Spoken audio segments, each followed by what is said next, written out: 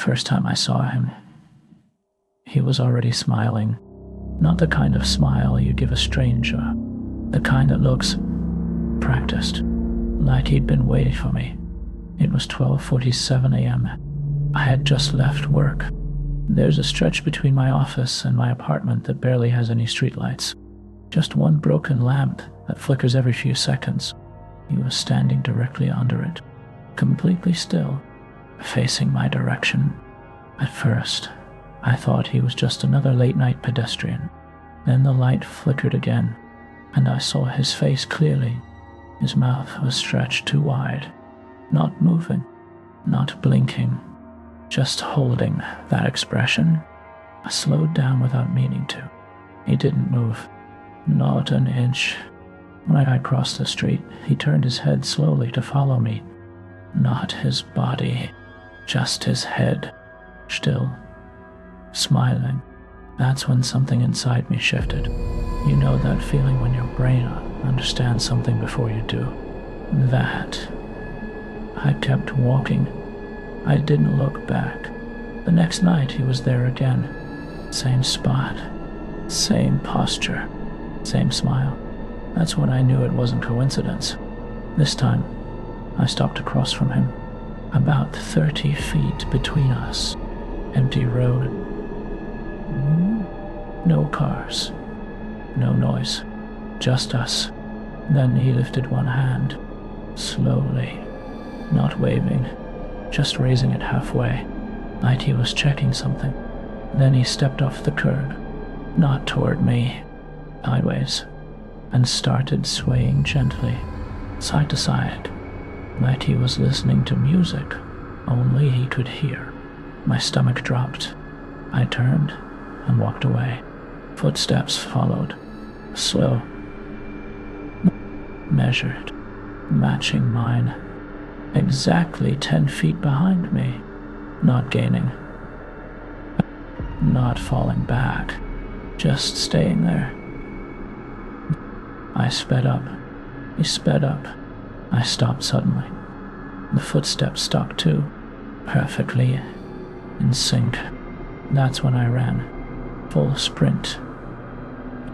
I could hear him behind me, not heavy breathing, not shouting, just steady footsteps, and something else, a soft sound, almost like laughter.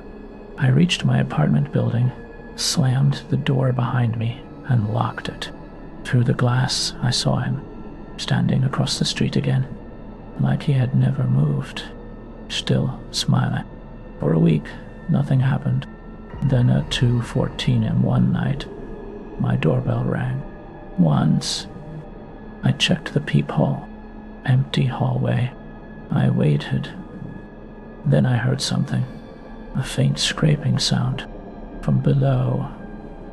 Not at eye level. At the bottom of the door. I look down. There's a narrow gap under my apartment door where light passes through. I saw a shadow slide across it, slowly, like someone kneeling. Something thin slipped under the door. A piece of paper. Wow. It stopped near my feet. I didn't pick it up at first. The shadow didn't move.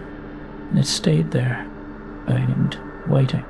I finally grabbed the paper. One sentence written in black ink. I can see you. My heart started pounding.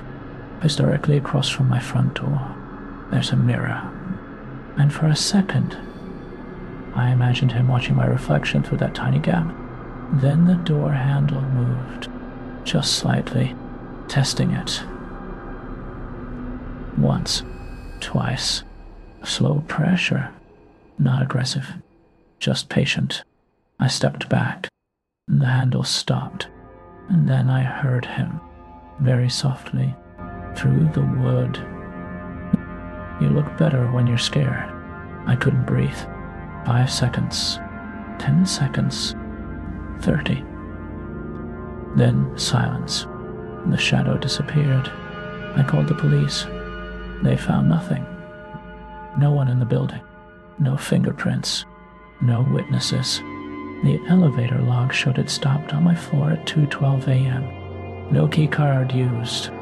No camera footage of anyone exiting. I moved out 2 days later.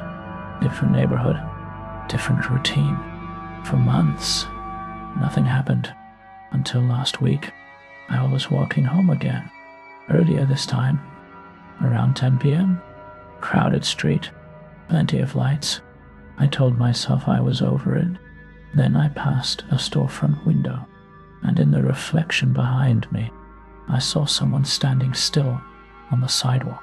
Not close, not far, just standing there, facing me. I turned immediately. No one. The sidewalk was empty.